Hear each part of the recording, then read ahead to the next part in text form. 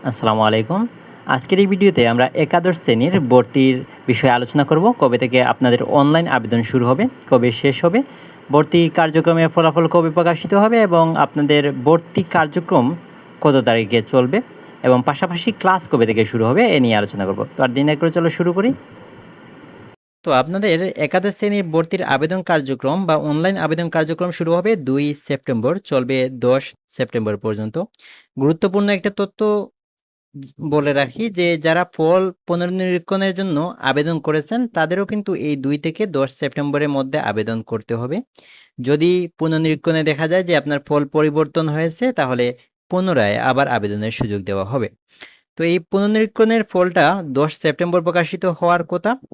যদি ১০ সেপ্টেম্বর প্রকাশিত হয়, আশা করি ১২ এবং ১৩ সেপ্টেম্বর আপনার পুনর্নিরীক্ষণে যাদের ফল পরিবর্তন হয়েছে তারা আবেদন করতে পারবেন।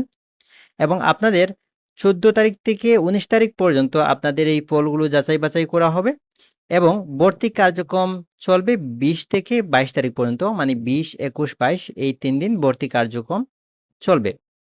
এবং আপনাদের ক্লাস শুরু হওয়ার কথা বা সম্ভাব্য তারিখ হচ্ছে ২৩ সেপ্টেম্বর।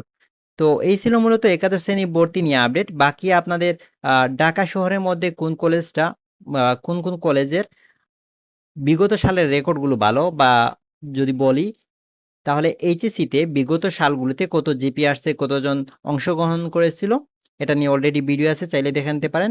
এবং পাশাপাশি একাদশ শ্রেণীর ভর্তিতে আপনাদের কি ডকুমেন্টস লাগবে এটা নিয়ে ভিডিও রয়েছে, আপনি চাইলে প্লে লিস্ট থেকে দেখে নিতে পারেন।